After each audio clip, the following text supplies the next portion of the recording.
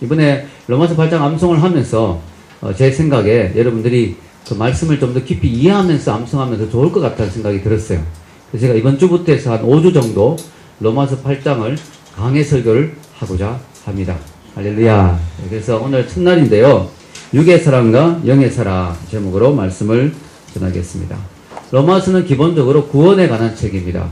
우리가 어떻게 해서 구원을 받을 수 있을 것인가, 여기에 대한 내용이 로마서의 내용입니다.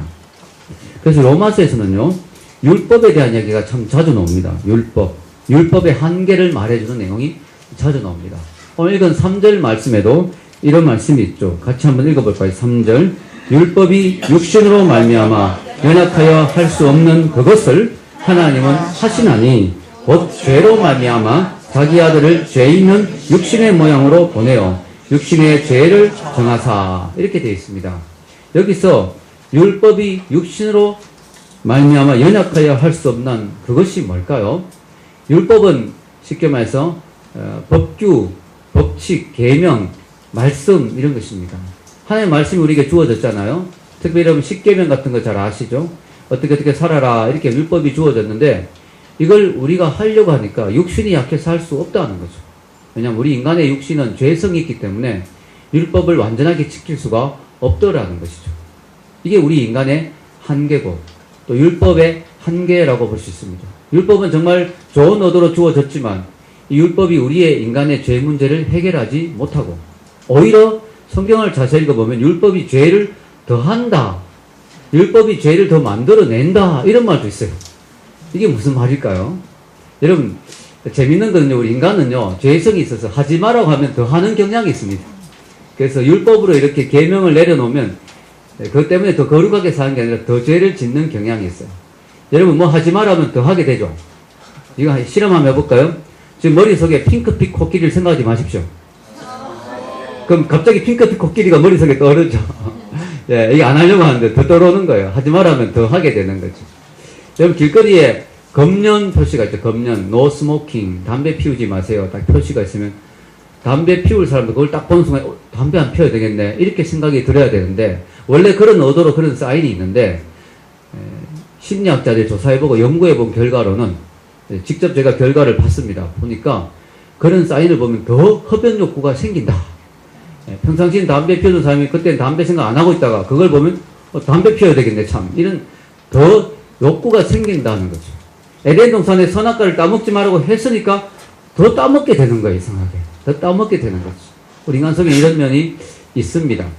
저도 길거리를 가다가 담벼락에 여기 쓰레기 버리지 마시오, 적발 시에는 고발 조치함, CCTV가 있음, 이런 표시를 보면 이런 생각이 들어요.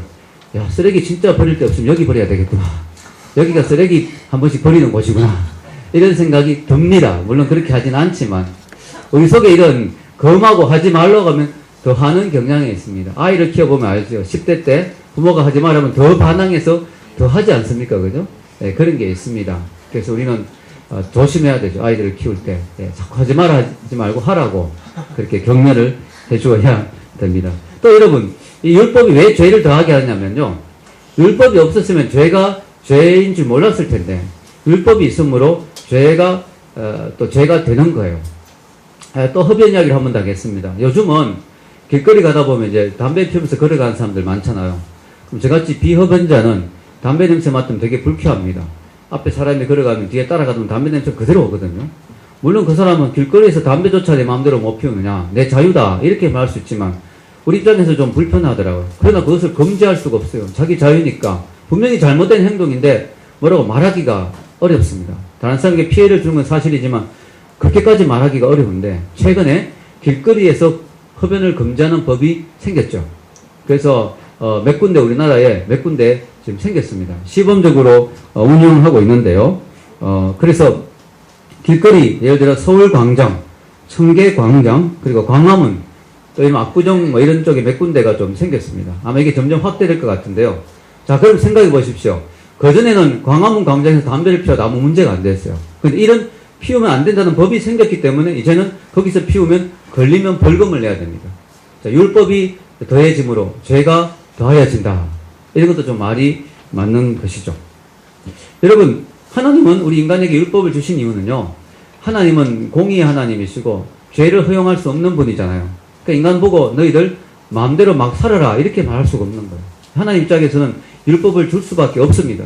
질서를 세울 수밖에 없는데 그럼에도 불구하고 율법을 주었던 인간이 율법 때문에 더 타락하고 더 죄가 심해지고 또 율법을 제대로 못 지키고 또 율법 자체가 우리 인간에게 이렇게 살면 안 된다 하는 건 가르쳐 주지만 그렇게 살 수 있는 능력을 주지는 못합니다. 어떤 분이 율법을 엑스레이로 비유했죠. 엑스레이. 다리를 다쳐서 뼈가 부러지면 병원 가면 엑스레이 찍어보면 뼈가 부러졌다는 사실, 내가 문제가 있다는 사실을 알게 되는데 엑스레이 100번, 2000번 찍는다고 뼈가 붙습니까? 안 붙죠. 율법은 우리에게 죄를 지적해 줄 뿐이지 죄 문제를 해결해 줄 수 있는 능력이 없다는 거죠. 이게 바로 육신의 연약함으로 할 수 없는 그것을 하나님은 하셨다고 했어요. 뭐 어떻게 하셨느냐, 이게 구원의 비밀인데요. 바로 어떻게 됐죠? 오늘 성경에 율법의 육신으로 할 수 없는 것을 3절 4절에 보면은 하나님은 하셨는데 죄로 말미암아 자기 아들을 죄 있는 육신의 모양으로 보내어 육신의 죄를 정하사. 4절 같이 있습니다. 육신을 따르지 않고 그 영을 따라 행하는 우리에게 율법의 요구가 이루어지게 하려 하심이니라. 아멘. 율법의 요구는 뭘까요? 죄 지은 자는 죽어야 된다. 이게 율법의 요구예요. 율법이 우리에게 요구하는 것은 너 죄를 지었냐? 그럼 너 벌 받아야 된다. 너 죄를 지었느냐? 너 그럼 당해야 된다. 심판받아야 된다. 정죄받아야 된다. 죽어야 된다. 이게 율법의 요구거든요. 이걸 하나님 우리에게 바로 요구하시면 어떻게 될까요? 우리는 다 죽어야 돼요. 다 죽어야 돼요. 성경에 그런 말씀 있잖아요. 눈이 범죄하면 눈 빼고, 뭐 손이 범죄하면 손 자르고. 그대로 우리가 했으면 어떻게 될까요? 여기 전부 장애인들이 다 앉아있겠죠. 왜냐? 벌써는 눈 몇 번 꼽혔겠죠. 네, 성한 눈이 없습니다. 네, 우리 다 죄를 짓습니다. 율법의 요구가 우리에게 바로 들어온다면 우리는 다 죽어야 돼요. 근데 너무 감사한 게 하나님이 그 율법의 요구를 누구에게 하셨다고요? 하나님의 아들에게. 하나님의 아들을 십자가에 매달아서 처참하게 죽여주셨죠. 그 처참한 죽음은 우리에게 보여주는 것이 뭐냐? 죄는 이렇게 끔찍한 거다. 죄는 이렇게 하나님 앞에서 심각한 거다 하는 것을 십자가 위에 있는 예수님이 우리에게 보여주십니다. 너무 감사한 건 하나님이 그 율법의 요구를 우리에게 요구하지 않고 당신 아들을 우리의 대리자로 세우셔서 그 아들을 통해서 모든 율법의 요구를 다 이루신 그 하나님을 찬양합니다. 아멘. 그게 하나님의 은혜죠. 은혜. 바울이 이걸 깨달으니까요. 탄성을 하게 됩니다. 로마서 8장 1절이 바울의 감탄사로 시작되죠. 8장 1절 같이 읽어볼까요? 그러므로 이제 그리스도 예수 안에 자에게는 결코 정죄함이 없나니. 이 바울의 이 말할 때 그냥 정죄함이 없나니 이렇게 안 했어요.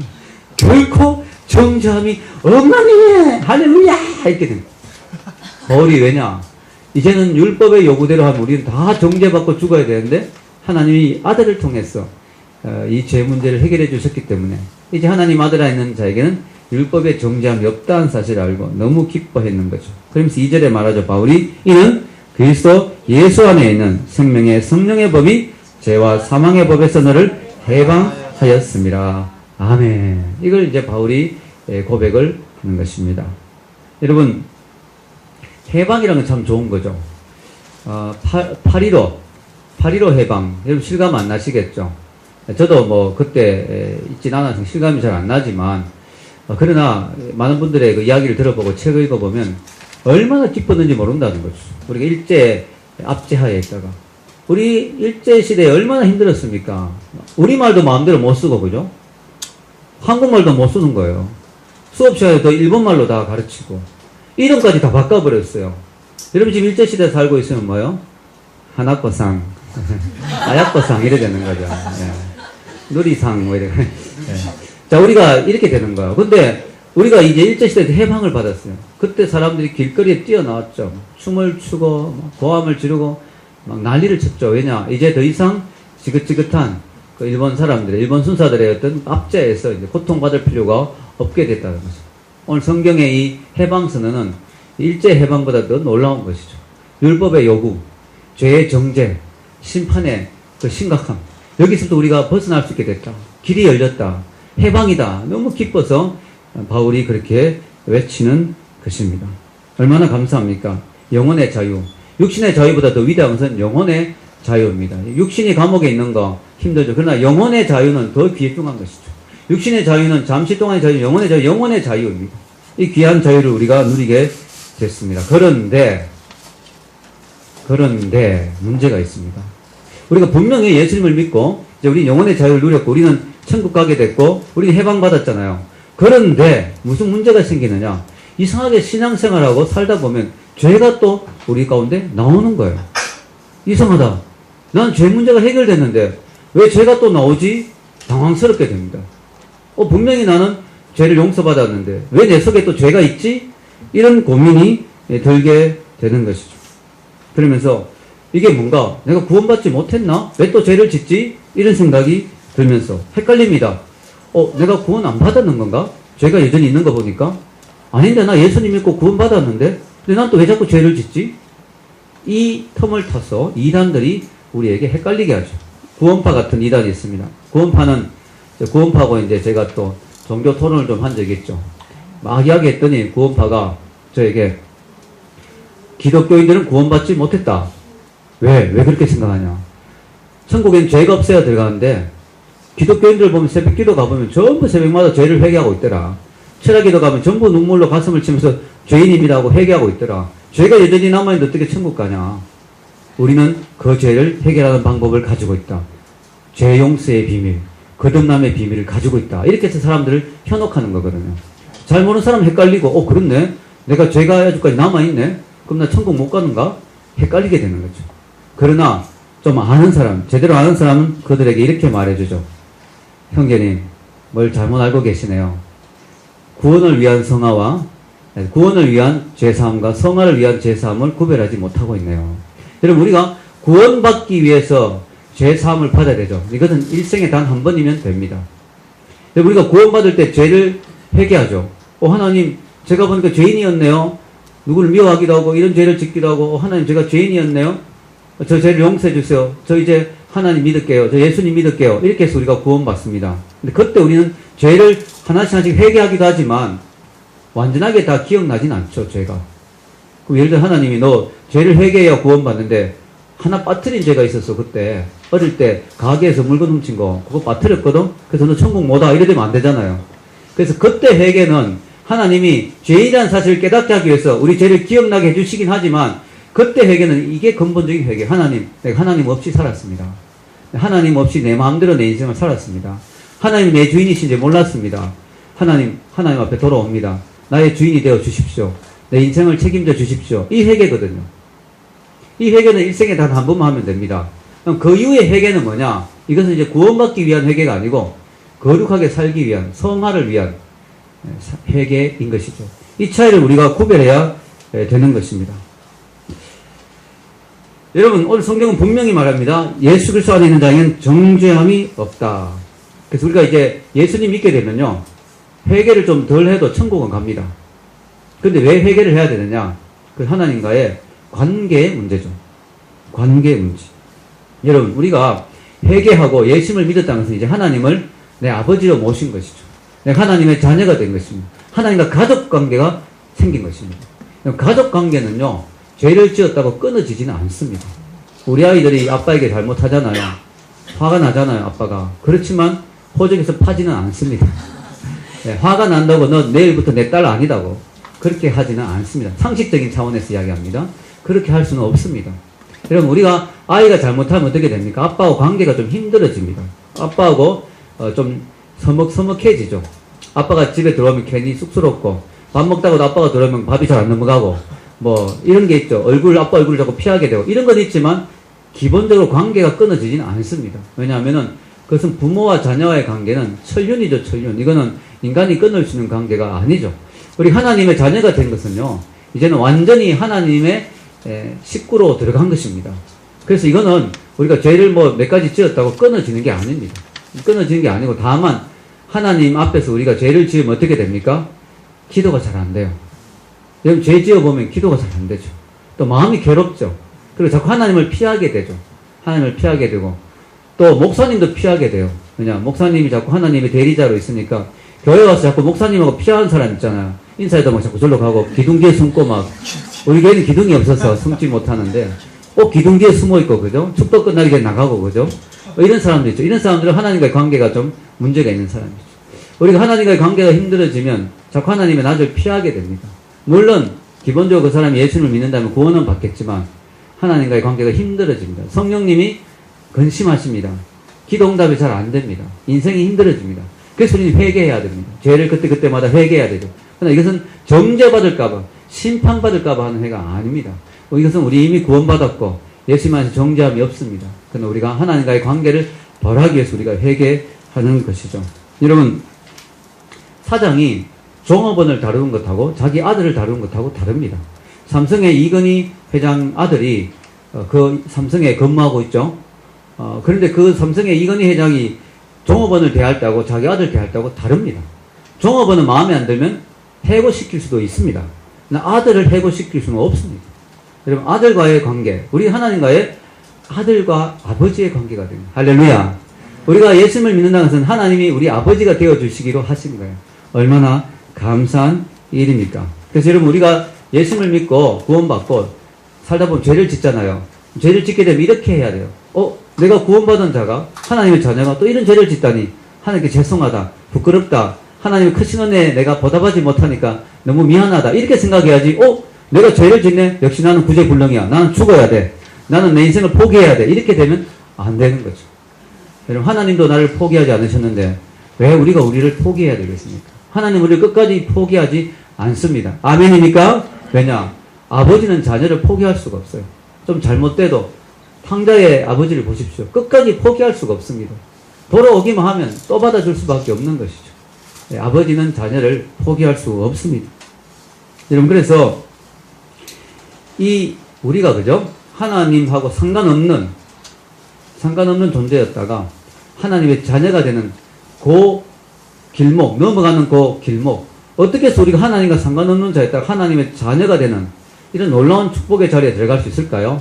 그 비결은 오늘 읽은 말씀에 나오는 그리스도 예수 안에 있는 자에게는 결코 정죄함이 없나니, 그 키포인트는, 그 방법은 예수 안에 있는 겁니다.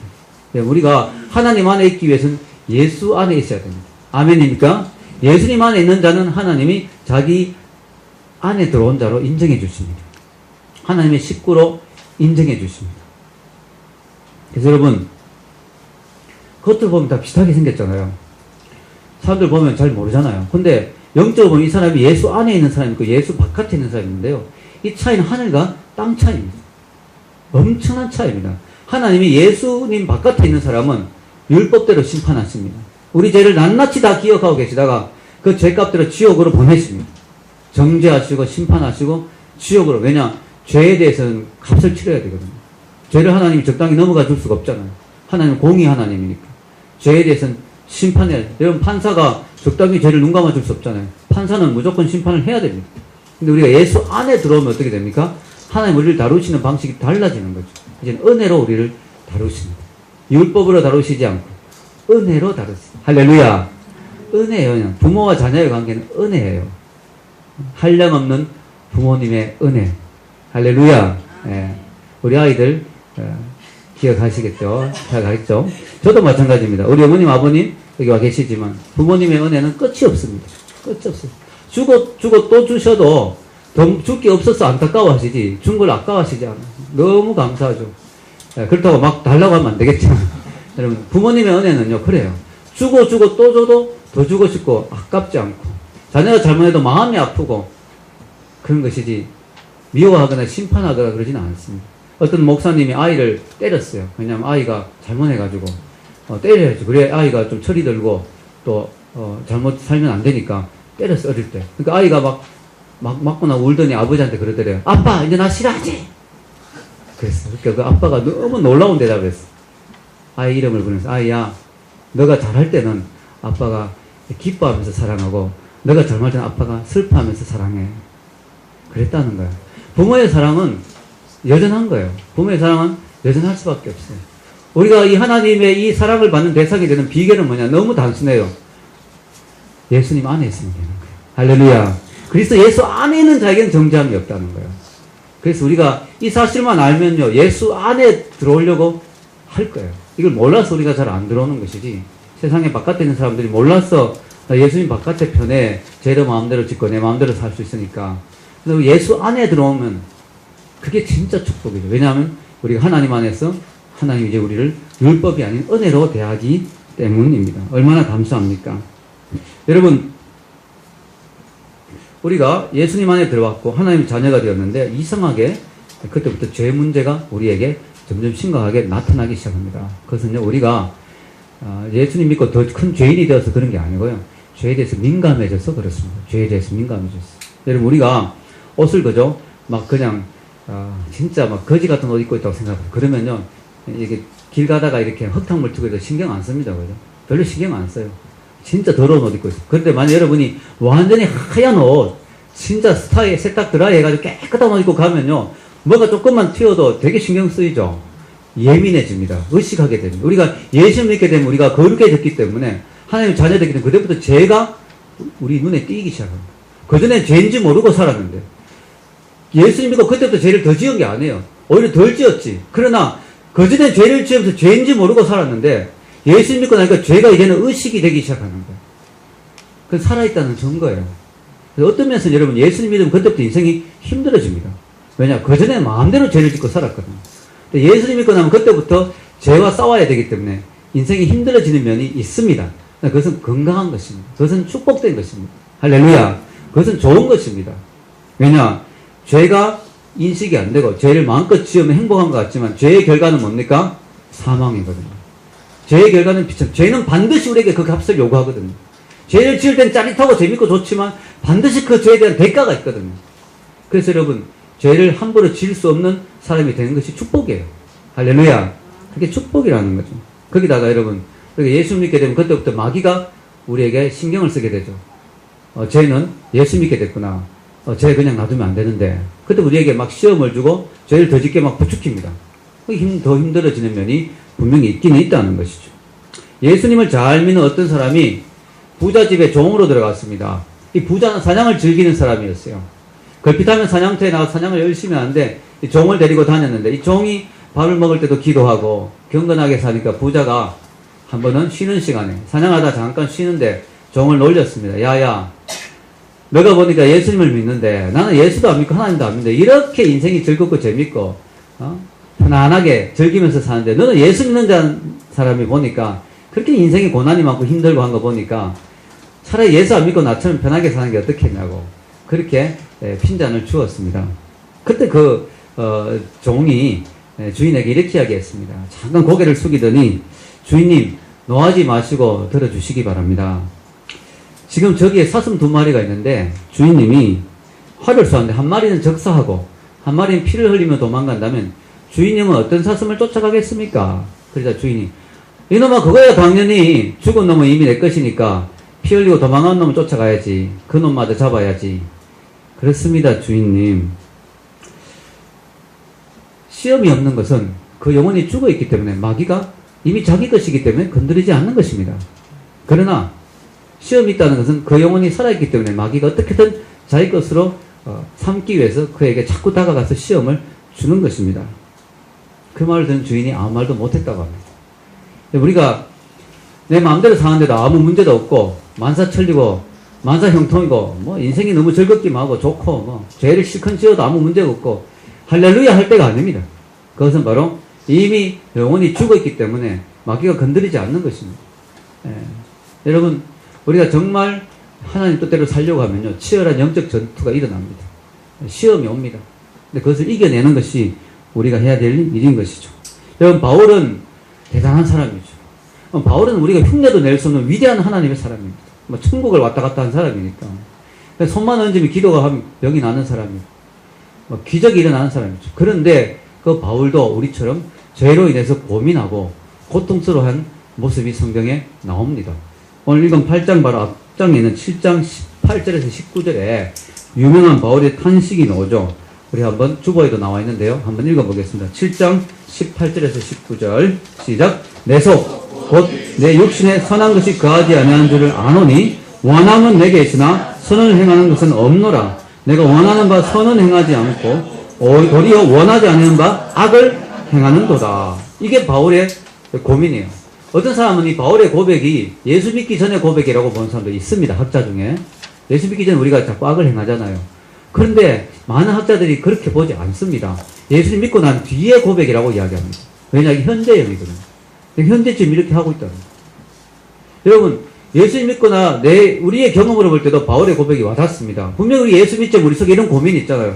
이상하게 내가 예수님 믿는데 왜 내가 하나님 원하신 선은 안 행하고 왜 이런 악을 행하고 있지?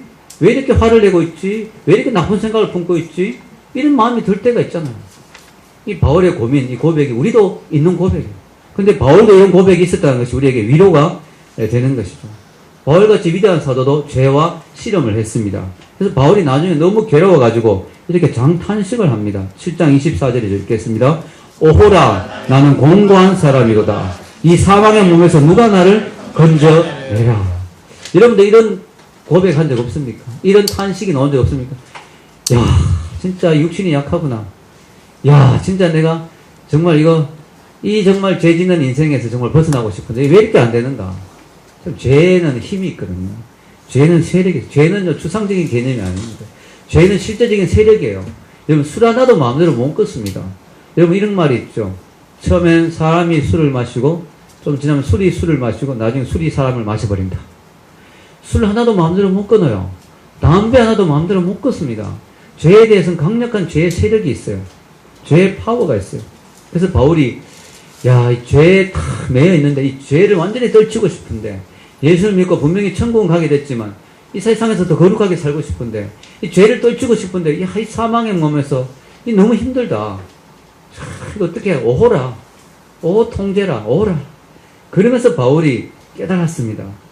로마서 7장 25절 읽겠습니다. 우리 주 예수 그리스도로 말미암아 하나님께 감사하리로다. 그런즉 내 자신이 마음으로는 하나님의 법을, 육신으로는 죄의 법을 섬기노라. 다시 한번 키워드가 나옵니다. 예수 그리스도 안에 이런 죄를 이길 수 있는 능력이 있다는 사실을 깨닫고 바울이 하나님께 영광을 돌리게 됩니다. 여러분, 우리가 죄 짓지 않고 거룩하게 사는 것이 쉽지 않습니다. 그러나 분명히 기억해야 될 것은 우리는 이길 수 있습니다. 왜냐? 예수 그리스도의 능력이 있기 때문이죠. 여러분, 전쟁은 무서운 것입니다. 6.25 전쟁도 무섭고요. 또 여러 가지 전쟁들이 많죠. 지금도 소문이 많이 들리고. 전쟁은 무섭습니다. 그런데 눈에 보이는 전쟁보다 더 무서운 것은 마음의 전쟁입니다. 우리 마음속에 날마다 투쟁이 일어나고 있습니다. 이 바울의 고민이 날마다 우리에게 있습니다. 우리는 정말 주님을 따라가고 싶고, 우리는 정말 거룩하게 살고 싶은데, 우리 속에는 죄성이 있고, 죄의 유혹이 있고, 우리 속에 이런 투쟁이 있습니다. 마음의 투쟁, 생각의 투쟁이죠. 하나님을 택할 것인가, 세상을 택할 것인가, 이런 갈등을 날마다 하며 살아갑니다. 그것을 성경은 육신을 따른 자, 영을 따른 자로 표현합니다. 5절 한번 읽어볼까요? 읽겠습니다. 육신을 따른 자는 육신의 일을, 영을 따른 자는 영의 일을 생각하나니. 여기서 포인트는 생각입니다. 생각. 우리 생각이 어디로 가느냐? 육신을 따라가느냐? 영을 따라가느냐? 많은 사람들이 착각합니다. 교회에 앉아있으면 영을 따라가는 사람이고, 세상에 나가서 일하고 있으면 육신을 따라가는 사람이고, 그렇지 않습니다. 교회에 앉아있으면서도 앞에 사람 패션에만 신경 쓰고 있다면, 패션 디자인 하신 분은 빼고, 그분은 전공이니까, 그냥 막, 저 자매 옷 너무 예뻐. 나도 어떻게 하면 좋은 옷 입어볼까? 이런 것만 생각하고 있다면, 그 육신을 따라가는 것이죠. 여러분, 세상에서 열심히 일하고 있지만 하나님을 생각하면서 일하고 있다면 그것은 영을 따라가는 것입니다. 우리가 어디에 앉아있느냐도 중요하지만, 정말 중요한 건 내 마음에, 내 속에 있는 생각이 어디로 흘러가고 있느냐. 어떤 사람은 생각을, 마음을 액체와 같다고 표현한 적이 있습니다. 참 와닿더라고요. 여러분, 액체는요, 고체하고 다르죠. 고정되어 있지 않습니다. 컵에 액체를 부어가지고, 액체가 담긴 컵을 이쪽으로 기울이면 액체가 이쪽으로 기울어집니다. 맞죠? 또 컵에 있는 액체를 이쪽으로 기울이면 이쪽으로 기울어집니다. 마찬가지, 우리 마음도 마찬가지예요. 아주 특별한 사람이 있겠죠. 늘 한쪽으로 기울어 있는 사람, 늘 죄 짓는 생각만 하고 있는 사람도 있겠고요. 정말 늘 거룩한 것만 생각하는 사람도 있을 수는 있겠죠. 그러나 일반적으로 볼 때는요, 심지어 거듭난 크리스찬들도 우리 마음이 액체와 같아요. 그때그때 자꾸 기울어지는 쪽이 있어요. 어떻게 기울어지냐? 외부의 영향에 따라서. 무슨 말이냐면, 내가 예수 믿고 거룩한 사람이라도요, 한 3일 그냥 드라마만 보십시오. 그러면 막 거기에 빠져들어요. 세상적인 사람이 되어버리면, 와, 그러면서 막 이상한 사람 생각하게 되고, 또 막 세상 음악을 계속 듣는다는 거. 여러분, 우리가, 우리 마음은 액체와 같아서 경향이라는 게 있어요. 경향. 마음에 흘러가는 경향이 있어요. 그래서 이게 마음의 전쟁이에요. 우리가 날마다 이런 전쟁을 하는 거예요. 우리가 의식적으로 주님을 생각하고 찬양을 하고 기도를 하고 말씀을 보고 하나님을 생각하고 거룩한 생각을 품고하면 생각이 그쪽으로 자꾸 흘러가요. 그렇게 며칠만 하다 보면 그 사람이 거룩한 사람이 돼 있어요. 그런데 거룩한 사람도 심지어는 목사도 그냥 계속 세상적인 것들 생각하고 세상적인 거 막 보고 세상적인 거 막 듣고 막 그러다 보면 어떻게 돼요? 나도 모르게 세상적인 생각으로 흘러가 있어요. 육신을 따라가고 있어요. 그래서 성경은 날마다 우리가 주의하고 날마다 우리가 영을 따르기 위해서 노력하라고 성경은 이야기하는 거죠. 왜 우리가 육신을 따라가면 안 되고 영을 따라가야 될까요? 그 이유는 종착점이 다르기 때문에 6절과 7절 읽어보겠습니다. 육신의 생각은 뭐예요? 사망이요. 영의 생각은 생명과 평안이니라. 육신의 생각은 하나님과 원수가 되나니 이는 하나님의 법에 굴복하지 아니할 뿐 아니라 할 수도 없습니다. 아멘. 왜 우리가 육신의 생각만 따라가면 안 되느냐면은 육신의 생각이 즐겁고 재밌고 짜릿할 때도 있어요. 그러나 육신의 생각의 결국은 뭐냐? 사망이에요. 여러분 요즘 흉악 범죄 저지른 사람들 있죠. 그 사람들 조사하면 대부분이 평상시에 아주 엽기적인 그런 영상을 봤다든가 그런 영화를 봤다든가 그런 소설을 읽었다든가 그런 생각들을 늘 하고 살았던 사람이에요. 그게 나중에 행동으로 나오는 거예요. 여러분 우리가 왜 육신을 자꾸 따라가면 안 되냐? 육신의 결과는 그걸 계속 따라가다 보면 사망에 이른다는 거예요. 사망. 영의 생각은 생명과 평안입니다. 할렐루야. 우리 철학기도 너무 힘들죠. 교회 나온 거 힘들죠. 그러나 열심히 하다 보면 우리 속에 하나님의 생명이 주어져요. 하나님 주신 평안이 넘치, 기쁨이 넘칩니다. 은혜가 넘칩니다. 그 삶이 축복이 넘치는 삶이 되어 있어요. 가다 보면, 따라가다 보면. 중요한 건 방향을 어디로 잡느냐.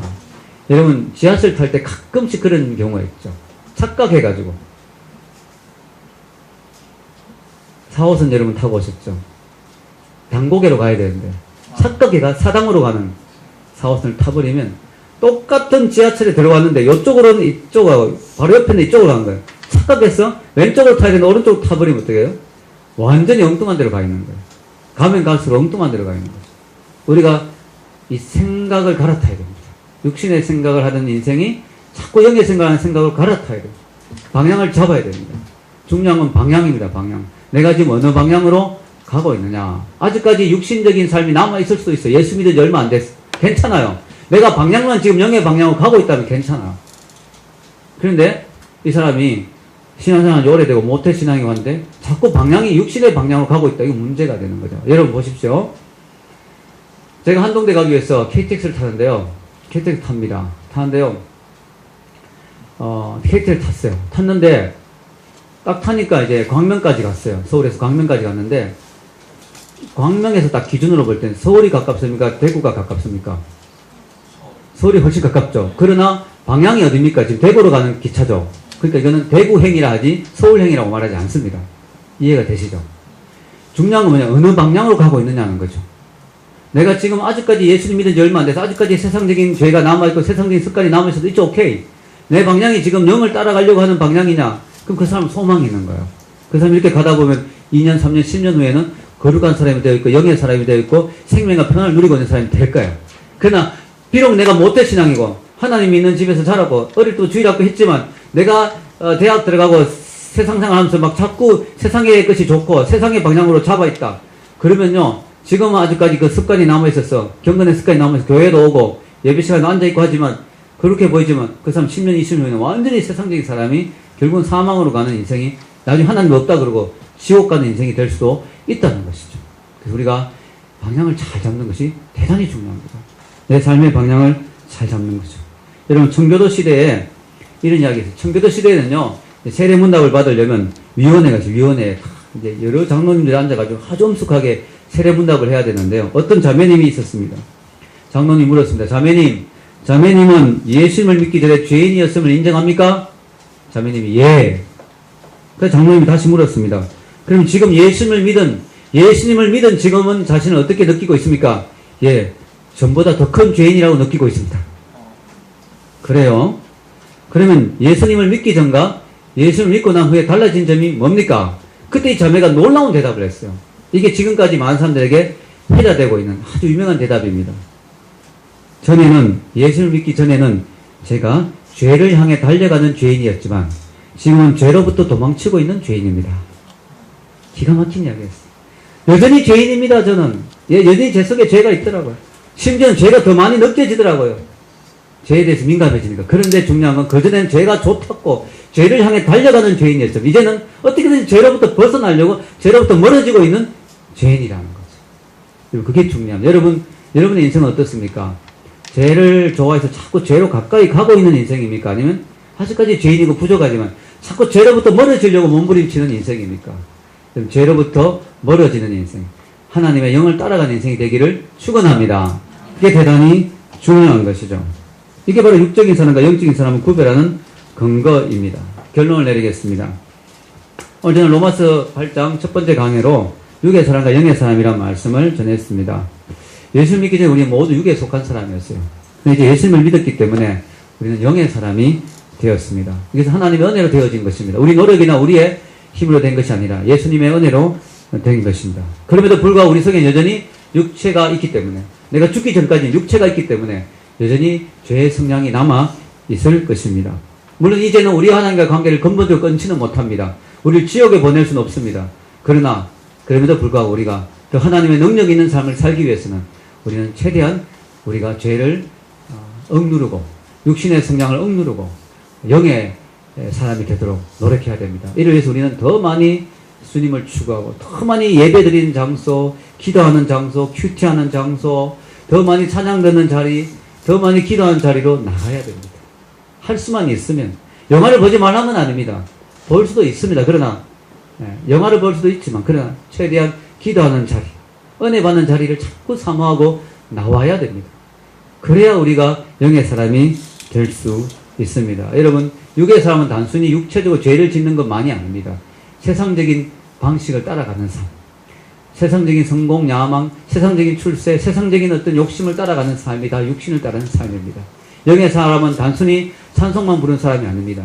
뭘 하든지 하나님을 생각하는 사람, 뭘 하든지 하나님께 영광 돌리고자 하는 사람, 그런 사람이 영의 사람입니다. 오늘 성경 분명히 말하죠. 로마서 8장 8절 읽겠습니다. 육신에 있는 자들은 하나님을 기쁘시게 할 수 없느니라. 기억하십시오. 여러분이 육신에 머물러 있고 육신을 자꾸 따라가면 하나님을 기쁘시게 할 수 없습니다. 우리 하나님을 기쁘시게 하는 자가 되어야 됩니다. 아멘입니까? 그런 은혜가 있기를 주의 이름으로 축원합니다. 기도하겠습니다.